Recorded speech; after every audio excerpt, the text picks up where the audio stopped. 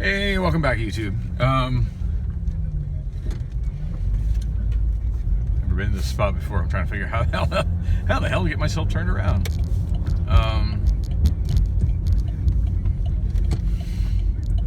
So that was I wasn't in there very long. Had a beer and talked to the bartender. I didn't even get the bartender's name. I probably should have done that, but anyway, that actually went really well. I got the name of the owner of the bar and more or less what the best time is to contact him. Bartender told me that he may indeed be looking for karaoke, that they had this is not where I'm turning, that they had done karaoke prior to all the COVID shutdowns. They had Kokopelli karaoke for years, and which I've heard of. I'm sure I've been to a Kokopelli karaoke show, but I can't for the life of me remember anybody from Kokopelli karaoke. But anyway, I said they had them for years and that it's been really slow rebuilding business since, post-COVID reopening. But that yeah, they'd probably be ready to start it up again. I should come in and talk to the owner. So got that on my agenda for tomorrow. And feeling pretty positive about that. So hopefully I can keep my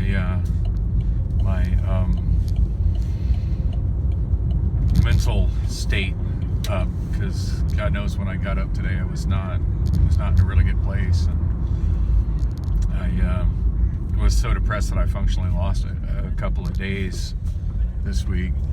I mean, I had a great time in Southern California in the LA area, but once I got back, like I did my show. My show went well, but I ended up like sleeping in super late, way later than I should have on Friday. And Friday I got my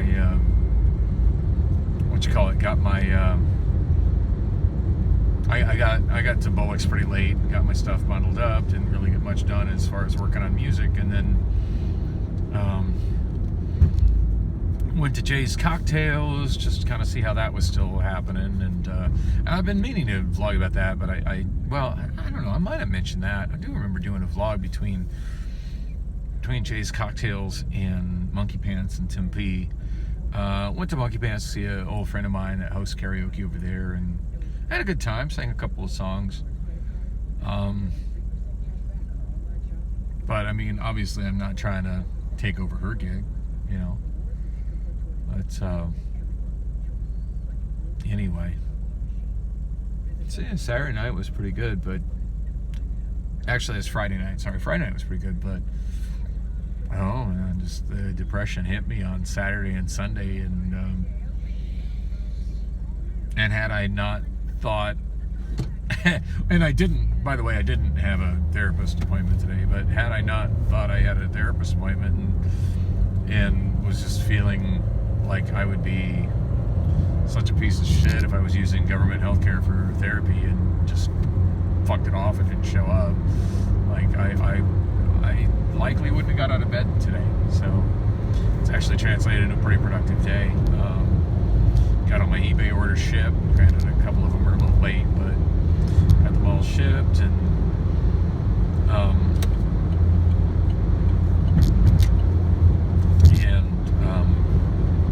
I've gone out, just kind of hitting the streets, checking out the karaoke scene. I mean, I'm not sure how productive it is going to Trey's show, but I like spending time with Trey, and I do believe Trey is kind of like where I was, say 5 years ago, where he's so solidly into a gig that's like all week long, but he's been doing it so long people approach him that he's turning gigs down, and that's kind of how I was, between Gilligan's and Castaways. Like for the longest time, like my schedule was Gilligan's and Castaways, especially after Morrison Island shut down. It was Gilligan's and Castaways and maybe a night somewhere else or 2 nights somewhere else, just whatever was going on somewhere else. And that somewhere else would change periodically. And I'd try to maintain them as long as I could, but most of the time I'd get approached for hosting karaoke, and I'd just be like, yeah, I don't have anything available. And that's kind of where Trey is right now. Like people are approaching him because they like what he's doing over at Roosters, but I think he's like 5 nights a week over at Roosters, and that's a solid good gig. I'm assuming they're taking damn good care of him over there, so not looking to leave that. So and Trey has probably more faith in me than I do myself. Trey and I were in the big Sound Choice lawsuit together. For those who are unfamiliar with the Sound Choice lawsuits, Sound Choice is a karaoke disc company that kind of fell out of being relevant as the industry changed. We're the number one brand for karaoke for a long time, certainly through most of the 90s and the early 2000s, but somewhere in the mid 2000s, just late 2000s, in the aughts, kind of became irrelevant. And granted, there was a lot of piracy, and I do feel for them. Like, piracy was certainly the business model, but not everybody was pirating their stuff. I certainly wasn't. And their solution was sue everybody hosting karaoke with a computer that had a sizable, had good gigs and a sizable karaoke library. So I got caught in that net. And I was actually the second named defendant, or should I say the second unnamed defendant in their first lawsuit of what turned out to be many lawsuits. And that's how I met Trey. Trey was one of the several named defendants. And I learned a lot about just legal proceedings and how to proceed in a courtroom and how to file my own court documents when I represented myself through my divorce, which I probably didn't do so great in, but I learned a lot. And I learned enough that it made going through the Sound Choice lawsuit pretty easy. And granted, I didn't really have to do much. They didn't really do much in my direction. Every time they filed something, I filed an answer in time. Every time they filed something that actually had to do with me, which was not very often, I filed a responsive claim. It's kind of funny, like at one point they were trying to maintain that I wasn't defending the lawsuit. I'm like, so in a world, at a telephonic hearing, they were trying to contend that I wasn't defending myself against a lawsuit. I'm like, name one time that you filed anything that was relevant to me that I didn't file a responsive pleading within my 20-day window. Name one time. It's like, well, we filed this, you didn't file a responsive pleading. I'm like, well, because I didn't have any objection to anything in there, none of that really applied to me. I didn't give a shit if that went through. But anyway, so I met Trey through that. When that went down, I made a point to contact absolutely every other defendant and just kind of get to know them. Like, hey, you're a karaoke host in the Valley, I'm a karaoke host in the Valley, and we're being railroaded, and just kind of get to know, like, hey, are you, are you a karaoke pirate, or are you being fucked over by a fucking karaoke company that's just suing everybody and seeing how the cards fall? And Trey really stood out in the mix of all that, because Trey was I think the only one that I encountered in that was just very not at all computer literate and was 100% hosting with discs.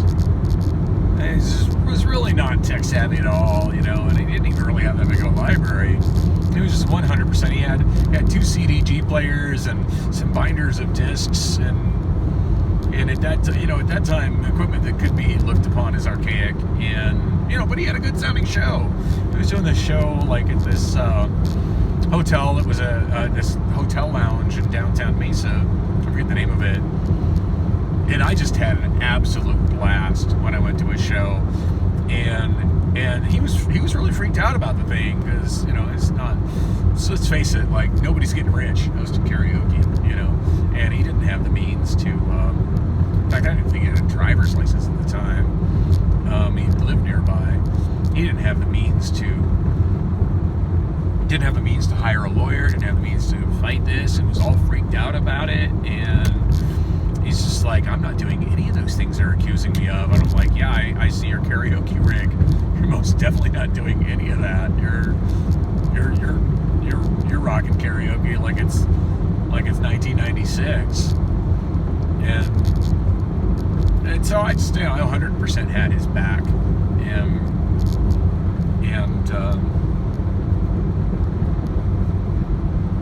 by me helping him, I got him dismissed. They had it was a settlement conference, and the stuff I did to help him got his case dismissed, without dismissed with prejudice. Like, they said they couldn't even go back and fuck with him anymore.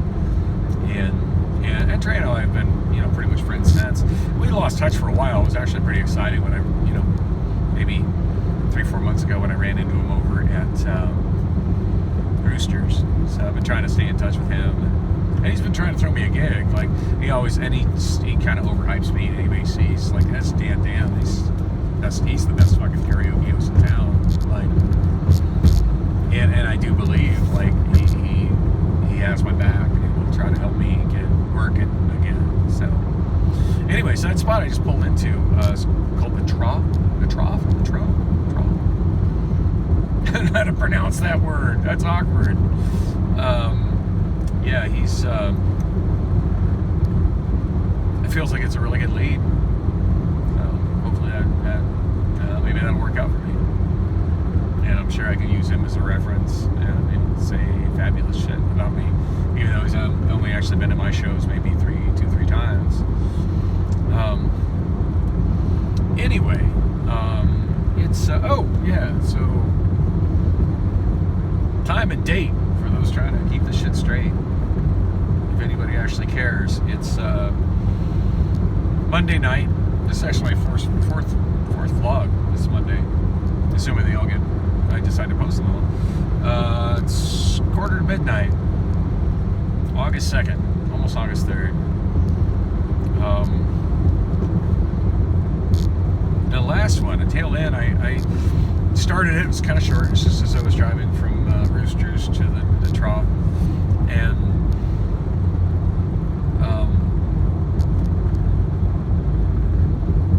I just heard this sketch on the radio about something about.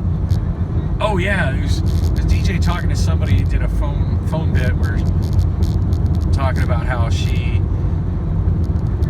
kind of tracks her ex using social media. They didn't specifically say which social media, but how about Snap Maps? Any other Snapchatters on here use Snap Maps? I'm crossing my fingers and hoping I still have mine disabled, but I don't know. I'm pretty inept with that shit. It's very possible people can stalk me with it. But I do have some people in my life that have that enabled, and like, I don't deliberately use it to stalk them. In fact, I never go to the Snap Maps intentionally, but every now and then I just inadvertently, like, I'm trying to do something else, and the clicking and the swiping, I end up on that screen. I'm like, oh wow, that's where everybody is on a map. Wow, I feel like a super stalker right now. But anyway, here we're doing this bit. This one it was this gal saying that she stalked her ex on that. She's like, yeah, I just use that to know where he is, so I don't go there. And it just jarred my memory of when Tracy and I first split up. And I kind of wish that technology had existed then. And the DJ had made a comment about how, the air personality on the whatever radio station it was, it made a comment about how oh yeah, when you break up, you end up having to kind of split the city. And didn't make me think of it then, but like what's making me think of now is that this song, there's a song, and I'm not a huge Sam Hunt fan. In fact, for me, it's like a love-hate thing with Sam Hunt. There's a lot of Sam Hunt songs that I like, but then there's a lot of stuff Sam Hunt does that is the epitome of what I hate about modern country music. Just like appropriating hip-hop and just being, pop with twang. But on that note, like, and I sold the Sam Hunt LP today on eBay. Yay. On that note, there's one song, and God, it's one of those that has a lot of those elements that I say I don't like, but then I love the song, and it's one of those that I love 90% because of lyrical content. And there's not a lot of songs that I can say that about. Like, there's a lot of songs that I love that just their lyrical content is just either crap or there's just no substance to it. But the song has a good groove, it has a good feel, it's well produced, whatever. Like, it's a groove, makes me happy when I hear it. I'm feeling musically. But then there are other songs that just really grab me on their lyrical content. And, Sam Hunt, Breakup in a Small Town. Musically, it's okay. It's not terrible, it's not great. But man, lyrically, that first time I heard that song, like I got goosebumps and almost started crying because of some of the memories it brought back to me. Because, like, that little radio bit was talking about breaking up in a big city and how you're splitting the city, but yeah, when you break up in a small town, it's not big enough to split up, and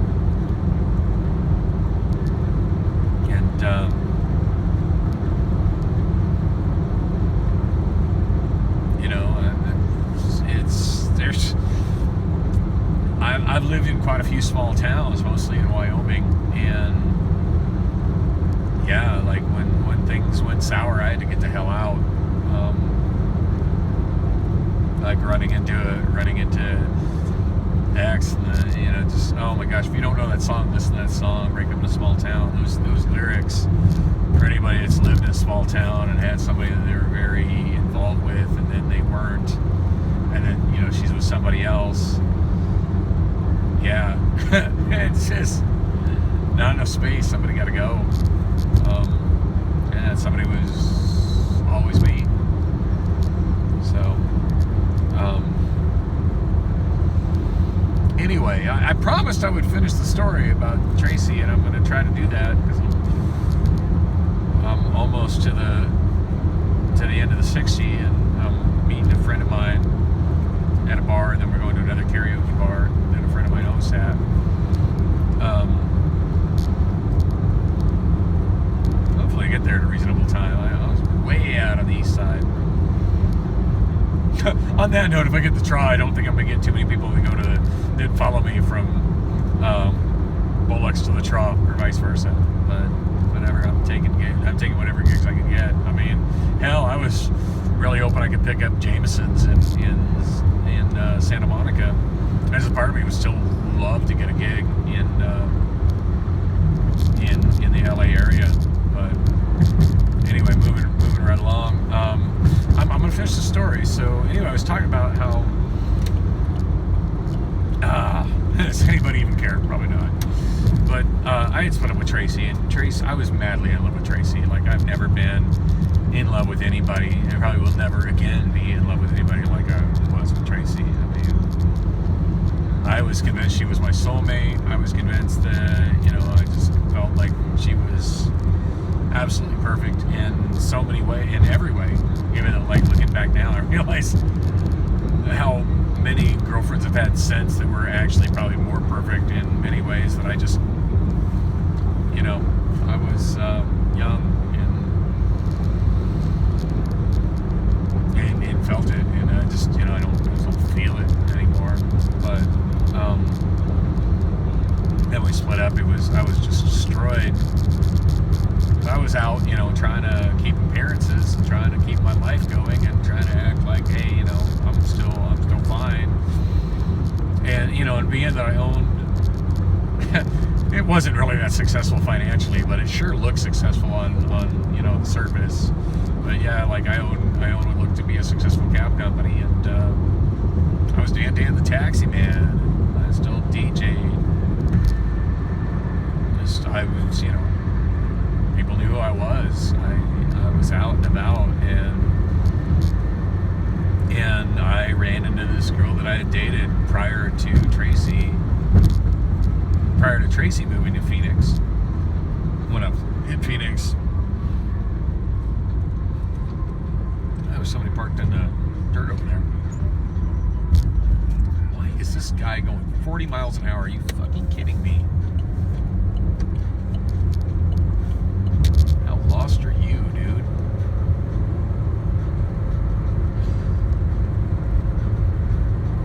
Wonder if that's how I was driving other drivers in LA. Probably. Anyway, so, God, I wish I could remember her name. And we were never really that close, and like it was, our relationship was pretty superficial. Like, I don't feel like I ever really got to know her as a person or anything else. But I mean, she was very gorgeous, and I was very much a music person. Like, I had a massive, music collection then, and I was known as a DJ, and I was the mixtape guy. Like, I made mixtapes for everybody, and like, and people knew it's like the guy that owned Express Cab. That guy's a music guy. Like, if you get in his car, like, the music's, you'll hear some cutting edge music you don't hear elsewhere.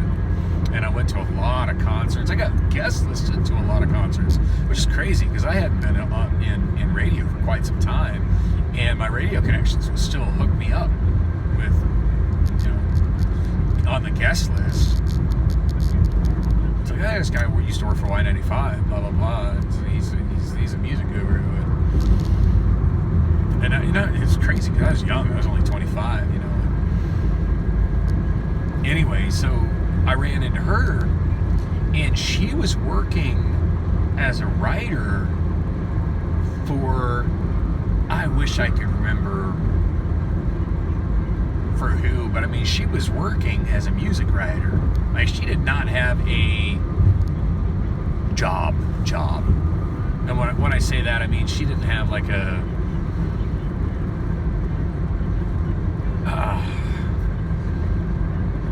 I mean, I guess there's two kinds of jobs in the world. Like, there's jobs where you're doing something that really, matters to you. That's, not downing anybody that works any kind of job. Respect for everybody for that. But, like, it's one thing to be pursuing your dreams and be a music writer for, I want to say New Times, but I don't think it was. She was writing for somebody else. But whatever it was, like, she was making it as a music writer. And, not getting famous or anything, but she was making enough money to make ends meet. She's paying her rent. Like, that was her sole source of income. And that's a lot cooler. Wow, look at this guy in front of me tailgating like crazy. Holy shit. So yeah, she was doing it, and I mean, I've been a professional writer at times. I really enjoy writing. I really enjoy music. In fact, I've been a professional music writer at times, and so that was something just like I was just mad respect for her. Like, I just enthused that, because when I met her, she was just somebody who hung out at the Golden Meatball Pool Hall, and I just thought was odd. And so, like, suddenly she was doing something that I just really had massive amount of respect and awe for, and it seemed pretty mutual, and and we hadn't seen each other in, I want to say 3 years. Like, certainly I hadn't seen her as long as Tracy and I had been together, and Tracy and I had been together for quite some time, and it was just like, and I mean, she'd gotten a little older, I got a little older, and honestly, I felt like she looked even hotter than I remember her being. And God, she was probably only 18 when I'd seen her before, so, at this point, she's probably, I'm guessing, 23, 24, and I was 25, and yeah, and we hooked up, and it was really hot. Just leave it at that. It was really hot. and we'd hook up like every day, and we go out and do a little bar hop, and she'd do her thing, and I'd go out and do my thing and drive my cabs. We'd spend a little time together, and it's kind of we'd always end up at my place naked. And yeah, it was pretty fucking awesome. And then we ended up at the Mason Jar to see Peter Criss. By the way, Peter Criss was cool as fuck, and I got to meet him and talk to him, but I didn't actually get to see the show. Because Tracy had left me for this guy that was a lot cooler than I was. At least he seemed cooler than I was to her. I think it was more a matter of he had a lot more time to spend with her than I did.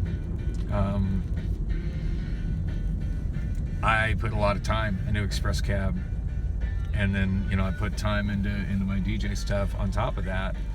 So probably didn't have enough time for Tracy. And one of the biggest regrets of my life is that I didn't make more time for Tracy. But anyway, God,